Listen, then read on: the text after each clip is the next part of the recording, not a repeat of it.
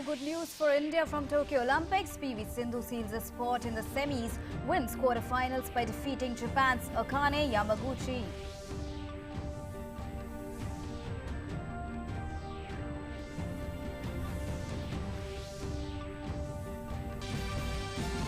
Opposition parties continues to create ruckus in Parliament. Rajya Sabha Chairman M. Venkaiah Naidu expresses concerns about conduct of some members in the House. Union INB Minister Anurag Thakur says opposition is unwilling to discuss issues related to general public.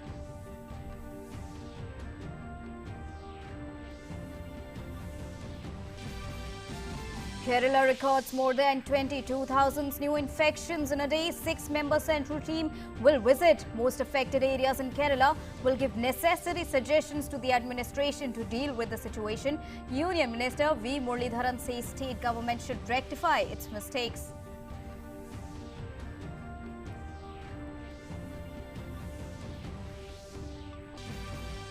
Australia deploys military to enforce a COVID-19 lockdown in Sydney amidst a Delta outbreak which began in June that resulted in nearly 3,000 infections and 9 deaths.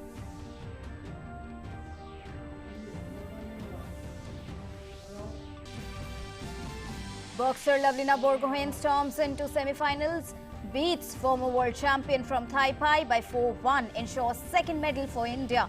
Archer Pika Kumari crashes out in quarterfinals.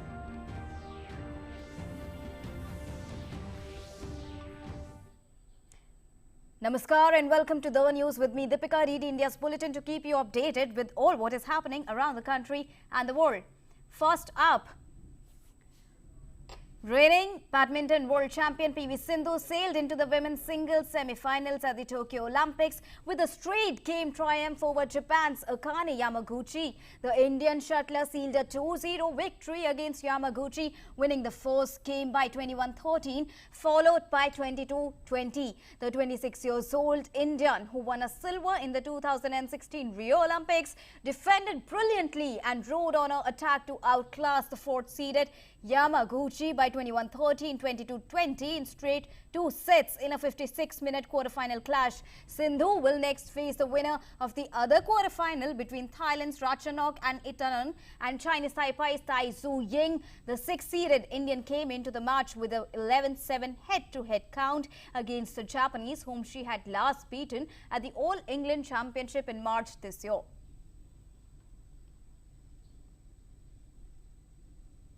Union Sports Minister Anurag Thakur in a tweet described the match between PV Sindhu and Japan's Akane Yamaguchi as thrilling, one adding it was a superb game.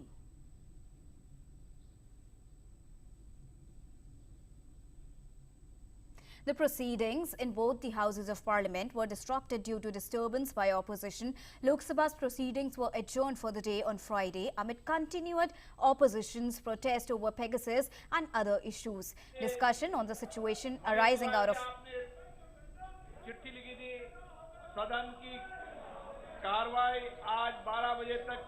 discussions arising out of COVID-19 pandemic in the country and various aspects related to it under Rule 193 was proposed for today in Lok Sabha, but it could not be taken up due to chaos created by the opposition members.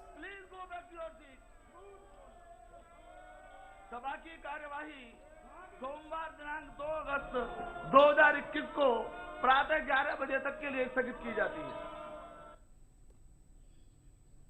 Amid the din, two bills, the Commission for Air Quality Management in National Capital Region and Adjoining Areas Bill 2021 and the General Insurance Businesses Amendment Bill were reintroduced. Sir, I heard keenly the observations being Honorable Member N.K. Premchandran and also the other members. The Rajya Sabha's proceedings were also adjourned for the day as opposition parties continued with the uproar. The House was first adjourned till 12 noon. However, with continuous uproar by the opposition, the House was later adjourned till 2:30 p.m. and then it was adjourned till Monday, 2nd of August.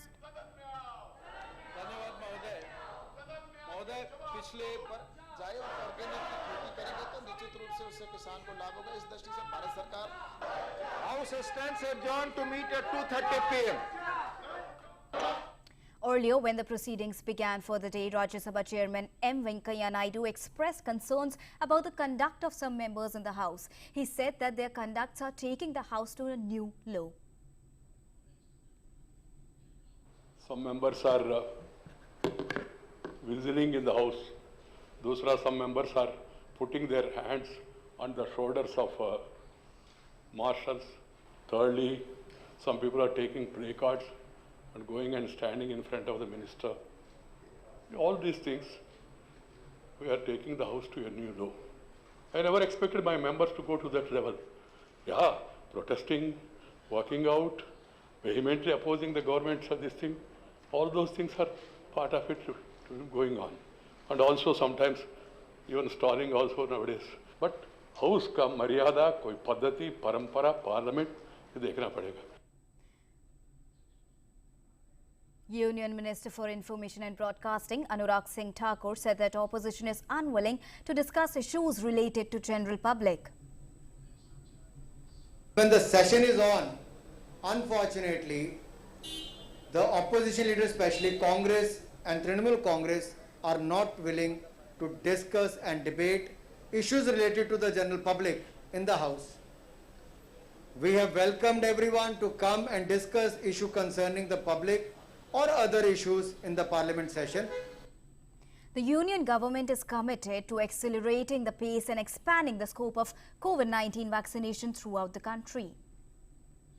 More than 48.03 crore vaccine doses have been provided to states and union territories so far through all sources, and a further 71,16,720 doses are in the pipeline. Of this, the total consumption including wastages is 45,27,93,441 doses. More than 2.92 crore balance and unutilized COVID-19 vaccine doses are still available with the states and union territories and private hospitals that are to be administered. Under the largest vaccination drive, India's COVID-19 vaccination coverage has surpassed 45 crore 60 lakh mark. Over 51 lakh 83,000 vaccine doses have been administered on Thursday. 34 lakh 85,635 vaccine doses were administered as first dose and 16 lakh 97,545 vaccine doses given as second dose in the age group of 18 to 44 years on Thursday.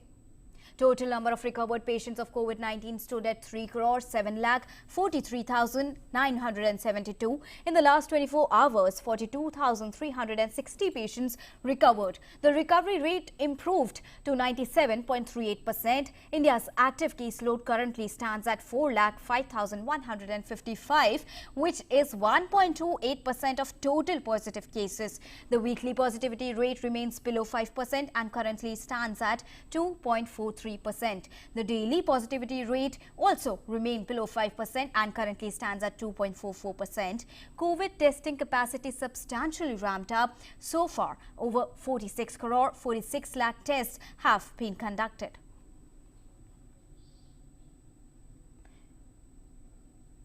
COVID numbers in Kerala are on a rise for 2 straight days now. It has recorded more than 22,000 new cases and over 50% of India's daily tally. The centre has sent a team to the state, the second one this month, to take stock of the situation and work with the state's health department. Kerala, with an active caseload of 1.54 lakh, is contributing 37.1% of the total active cases in the country, with a growth rate of 1.41 in the last 7 days. Average daily cases being reported in the state are above 17,443. The state has also reported a high case positivity rate of 12.93% cumulatively and 11.97% weekly. 6 districts are reporting more than 10% weekly positivity. Union Minister V. Muralidharan said that state government should rectify its mistakes. He said that the decision on relaxation of COVID-19 norms during Eid festival was done due to political considerations. He further said that Kerala government should realize their faults. Decision of relaxation of lockdown are done on political considerations. That is why when Eid approached, they gave a complete relaxation, and we see The largest number of cases reported yesterday was from Malappuram district, 3,600 cases on a single day from one district. So Kerala government should realize their fault, their folly and their mistakes, correct it instead of sticking on to their false prejudice and false ego. The Directorate General of Civil Aviation announced the extension of suspension of scheduled international passenger flights till 31st of August. The DGCA said that the restriction shall not apply to international cargo operations and flights specifically approved by DGCA. However, international scheduled flights may be allowed on selected routes on case-to-case basis.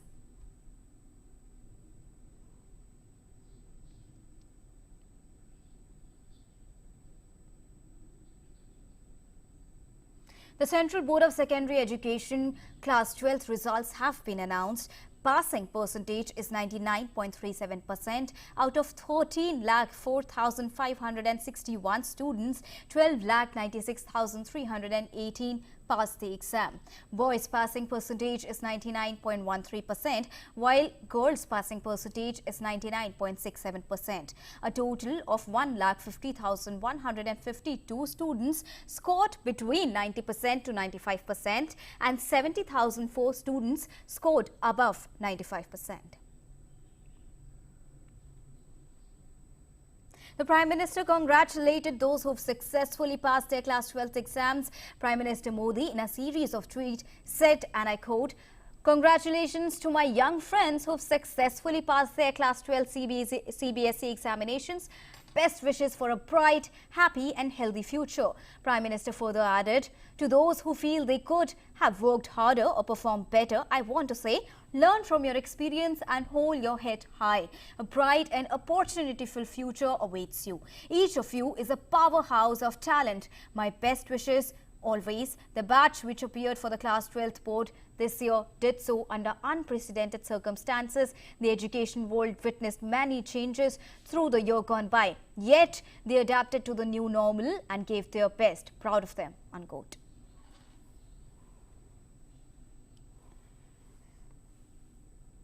The centre gave its nod for setting up of 2 underground facilities to store crude oil for commercial and strategic purpose under the second phase of the Petroleum Reserve Programme.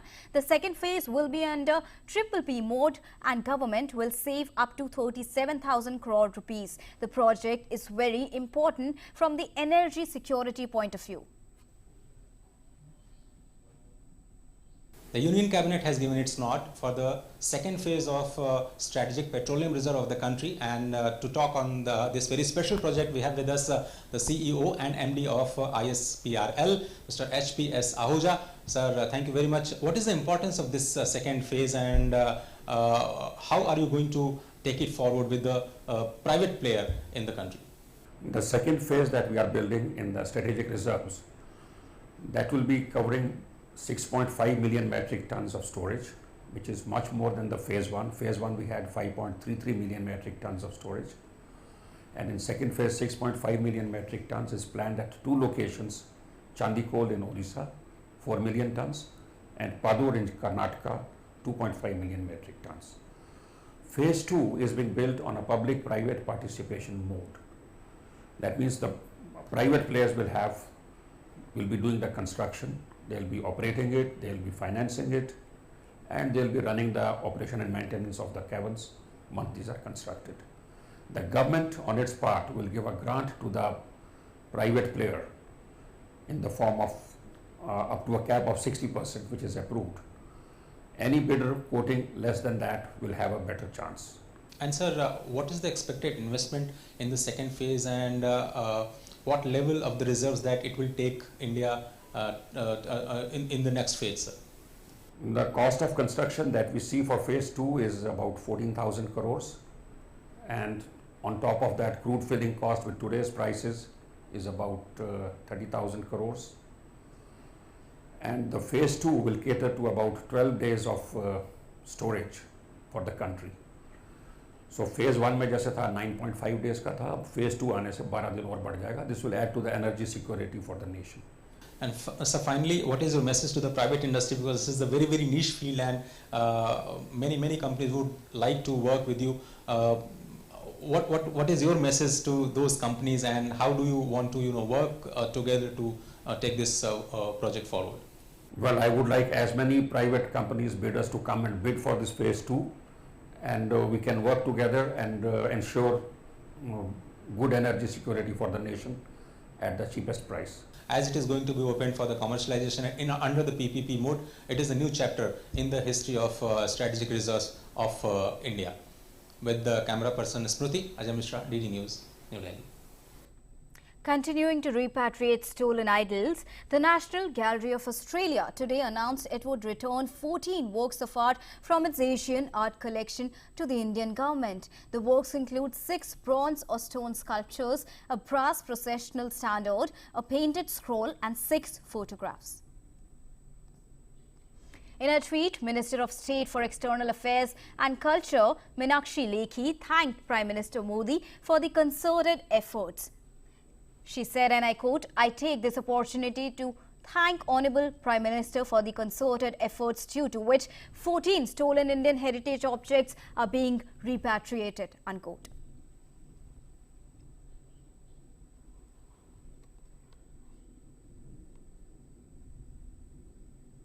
Monsoon fury continues to disrupt normal life in many parts of Himachal Pradesh. In Sirmaur, heavy rainfall and landslide has caused a wall to collapse, posing severe damages in the area. National Highway 707 near Badwas has been blocked due to the landslide. According to the administration, the road will again be operational after getting repaired in 2 or 3 days.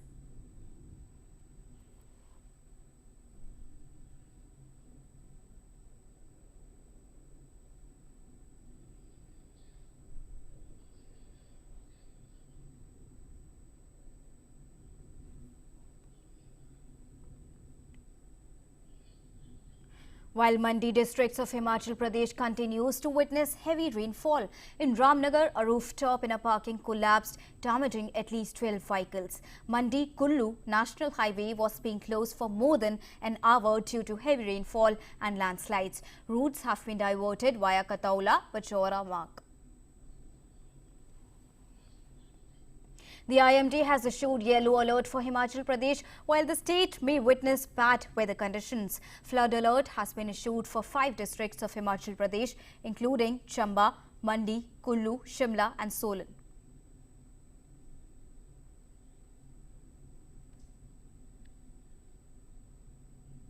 Due to the release of excess water from Hatnikund barrage in Haryana, the water level of Yamuna river has increased in the national capital, which has increased the risk of flood in Delhi and its adjoining low-lying areas. Water is being released from Hatnikund barrage of Yamunanagar for 2 days and lakhs of caustics of water is coming towards Delhi. In view of rising water level of Yamuna, the iron bridge has been closed. The water level of Yamuna was 205.17 meters in Delhi this morning, which has now crossed the danger mark. Acquiring education is everyone's right and nobody should be kept out of its reach. With this objective, Swayam app is taking education onto new levels for students from various parts of the country who have benefited from this. Here's one such story from Jishnu's Kerala, Kollam district. The central government's new education policy gives much encouragement to online education. The free e-learning platforms set by the central government provide an opportunity to acquire academic excellence authentically without any constraints. This becomes more relevant in the pandemic situation. All courses from the 9th standard to post-graduation is available in Swayam platform free of cost. The classes are interactive like formal classes, but here it is more effective as we can include presentation, animation and videos. The Swayam e-learning platform is playing a key role in making education inclusive. With this, anybody can learn anytime from anywhere. Good quality courses offered by the UGC, NTPEL, AICTE, etc. can be accessed using this platform. If required, one can also receive certification. For this, Learners have to attend an examination conducted at a nearby town after paying a nominal fee. There are courses with durations ranging from 4 to 12 weeks. Jishnu, a native of Chandanathope in Kollam district of Kerala, is passionately using this opportunity to learn more and more through courses. Having completed mechanical engineering, Jishnu is waiting for his final year results. He has already completed nearly 30 different courses using the platform, all while staying at home. I have done courses in aerospace engineering, neuroscience, psychology, psychiatry, programming languages like C, C++, and many more robotic courses, robotic control systems, robotics, introduction to robotics, etc. Jishnu acquired nearly 22 certificates as well. He started taking such courses in parallel right from the second semester of engineering.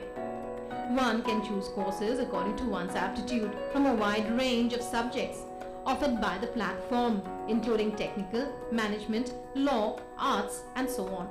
The platform combines different techniques to ensure effective learning. It contains video lectures by expert faculty, self-assessment tests. 2. Concepts of universal education and the notion that nothing should be an obstacle to acquire knowledge are getting realized through this platform set up by the central government. With Neeraj Lal in Kollam, DD India. Prime Minister Narendra Modi has invited citizens to contribute their inputs for the Independence Day speech. He will pick up some of the ideas in his speech on 15th of August. Over the last few years, the Prime Minister has directly invited ideas and suggestions from citizens for the Independence Day speech. On 15th of August every year, the Prime Minister addresses from the ramparts of the Red Fort and lays out the government's programs and policies. Prime Minister's office said the thoughts of the citizens will reverberate from the ramparts of the Red Fort, and people can share their ideas and suggestions on citizen engagement platform MyGov. Australia's largest city, Sydney, on Friday reported a slightly easing in locally acquired cases of COVID-19 amid a further tightening of restrictions in the worst affected suburbs. With the military summoned to help enforce lockdown rules, millions in Sydney began one of the country's harshest lockdowns since the pandemic began on Friday, after nearly 5 weeks of increasingly tough restrictions that failed to quell an outbreak of the highly infectious Delta variant. Although cases dipped for the first time in nearly a week, State Premier Gladys Berejiklian warned cases could again rise due to the growing number of people positive with the Delta strain moving around in the community. France has called England's quarantine measures for French travellers extremely discriminatory. French Europe Minister Clement Pioni has said that the measures are not based on science. England had earlier allowed fully vaccinated visitors from European countries other than France to arrive without needing to quarantine. The new measures will come into effect from next week. Meanwhile, the British government has stated that it is keeping quarantine rules for travellers from France because of the presence of the Pika variant in the country. And good news from Tokyo Olympics. Indian boxer Lavlina Borgohain has stormed into the semi-finals of boxing women welterweight category. With the virtue of reaching last four, she secures a medal for India. She won her bout by 4-1. Borgohain, a two-time world champion bronze medalist, displayed tremendous calm in the face of a plucky opponent who had beaten her in the past. The Indian gained revenge for her loss to the Taipei boxer who beat her in the semi-final on her way to the World Championship gold in the year 2018. Indian archer Pika has gone down by 0-6 in the quarterfinals to top seed Ansar of South Korea. The Indian was playing catch-up from the start as she hit a 7 to begin with, while Ansar started with 3 straight 10s to take the first set. Pika took her time to begin the second set and shot a 10, but followed it with straight 2-set sevens, which all but put her out of contention. She began the third set with another 7 when perhaps a closer score would have given her an in, as the Korean couldn't find a 10 in the round either. It was not the best of matches by Ansar, but she didn't have to do much after those perfect 10s. The Pika Kumari could not recover after the first set, and it made all the difference in the end. Well, that's all for now. But news continues here at DD India. Keep watching. Namaskar.